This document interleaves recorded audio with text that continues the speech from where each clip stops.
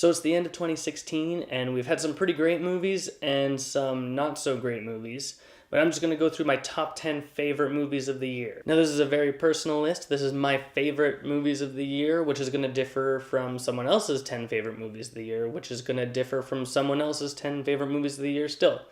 But even so, let's get started. Just some honorable mentions that didn't quite make the list. Movies like The Jungle Book, Star Trek Beyond, The Magnificent Seven, and Doctor Strange. All were really close to making my list. I liked those movies quite a bit, but there were 10 other movies that I liked just a little bit more. Number 10 on my list is Hell or High Water. This is a movie about two brothers who start robbing banks for the greater good. It's a very personal, deep story, very intimate about these two brothers, their relationship with each other, and why they're doing the things that they're doing.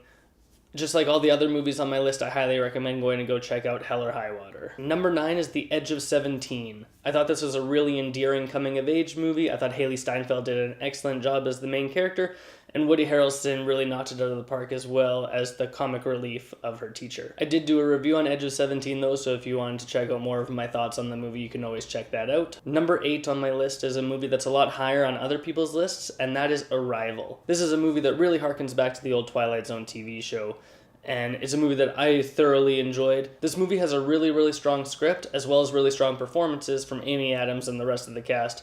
I enjoyed it immensely, and that's why it deserves a spot on my top 10 list. Number 7 is a movie that kind of surprised me, and that's Kubo and the Two Strings. I absolutely loved this movie. I thought the animation was gorgeous. I thought the story was really mature, and it's a movie that I can find myself watching again and again. I've only seen it the one time in theaters, but now that it's on Blu-ray, I'm going to go pick it up, and I'm going to keep watching it again. This movie's fantastic. Number 6 is the true story movie Deepwater Horizon. Mark Wahlberg turns out a really great performance in this movie, as well as the rest of the cast. I love true story movies, and this is one that kept me on the edge of my seat, even though I knew it was going to happen.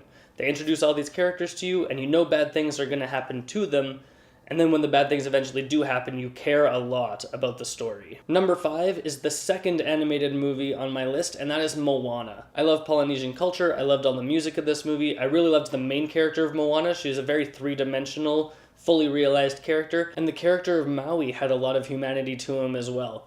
Really well told story, really excellent movie. You should go check it out. Number 4 on my list is a movie that has been building across 14 movies, and it's where all of the Marvel Cinematic Universe comes to a head, and that is Captain America: Civil War. I thought this movie was incredible and delivers on everything that a blockbuster needs to give.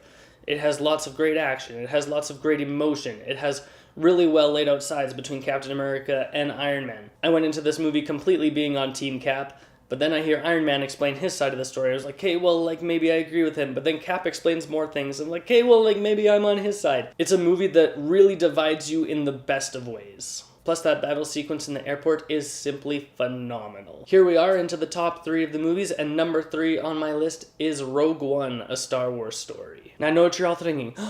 Rogue One's not number 1? Rogue One's not number 1? This movie did everything it needed to do for the first Star Wars spin-off movie. It showed how a gritty war movie in the Star Wars universe can work. It even built upon and enhanced the original Star Wars movie, Episode 4, A New Hope, which I didn't think was possible. It was a movie that really delivered, and that's why it's number 3 on my list. Number 2 on my list is the true story movie directed by Mel Gibson, Hacksaw Ridge. I thought Andrew Garfield delivered a phenomenal performance in this movie, as well as the rest of the cast. Vince Vaughn was really good, Sam Worthington. Mel Gibson is an incredible director if you've seen his other movies, and this one is no exception. After seeing it a couple times in theaters, I do think I like it more than Saving Private Ryan. It's a movie about a man standing up for what he believes in, which is something I can really get behind. And here we are, my number 1 favorite movie of the year is La La Land.